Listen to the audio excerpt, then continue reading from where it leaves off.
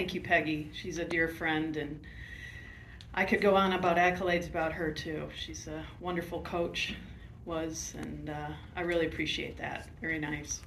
But it's so good to see all of you here. Can't thank you enough for being here, and brings back so many memories for me.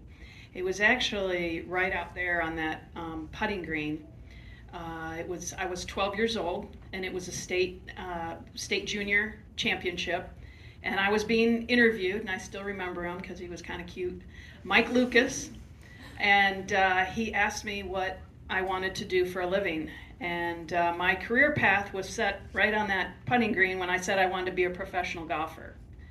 And so it was from that point on that I knew that I wanted to figure out how I could get out on the LPGA and play professional golf. So I figured out how to do that, go to high school and college and play tournaments in the summer and have lessons and whatever I needed to do. So I did that, and I made it out on the tour. And as Peggy said, I played for 26 years. And I went on to play a little bit of the senior tour golf. And I just got extremely burnt out, really burnt out from the game. And I needed to take a break.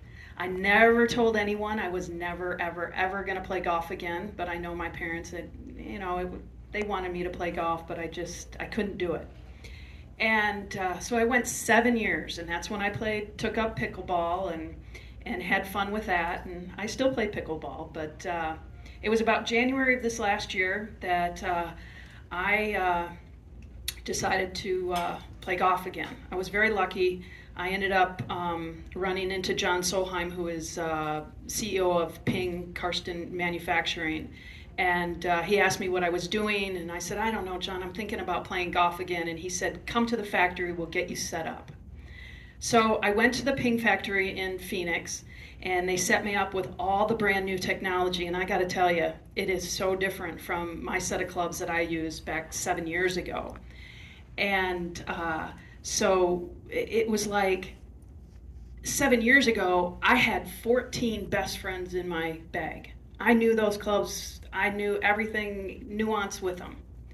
And I got this new set of clubs, and now I got 14 strangers in my bag.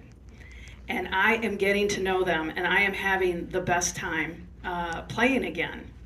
But it's interesting how life goes full circle, because I was asked out there what I wanted to do. I wanted to be a professional golfer, and I picked the steps to figure out how that was going to happen. And then I wanted to play, top pickleball, and I figured out how to do that. And the steps, basically, you got to go what you want to do in the future. I want to play pickleball, and then you got to go right back to the start.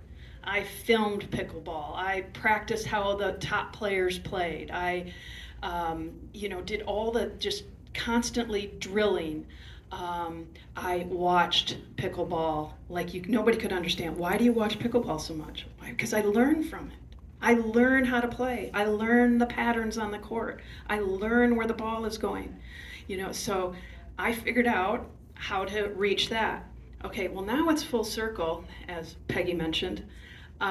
This last summer when I guess it was in the beginning of this summer, I went and played a golf course, and I walked.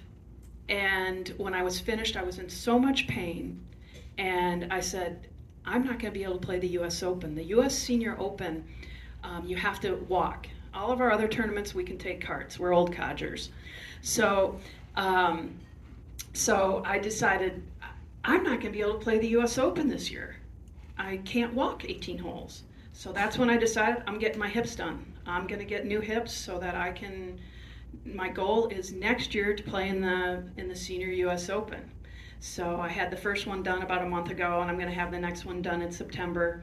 I'm taking all the steps just like I did. It's almost like starting over, trying to figure out how to compete again.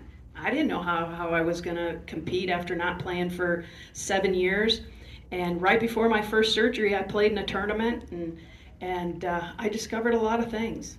I discovered a lot of things about how I was handling the pressure. I didn't know if I was going to be able to handle it again or how it was going to go. So once again, I've got a goal in mind, and I'm working backwards, and I'm going to do everything I can to go play that U.S. Open next summer. I don't know if it's going to happen, but I sure hope it does. I'm going to do everything I can to make it happen. But it's funny, just no matter what you're going to do in life, whatever you decide, you figure it out, and then you got to start from scratch. So I know you all. It was so much fun to be out here today and watching a lot of you play. Amazing how you guys are hitting the ball. I'm just incredible.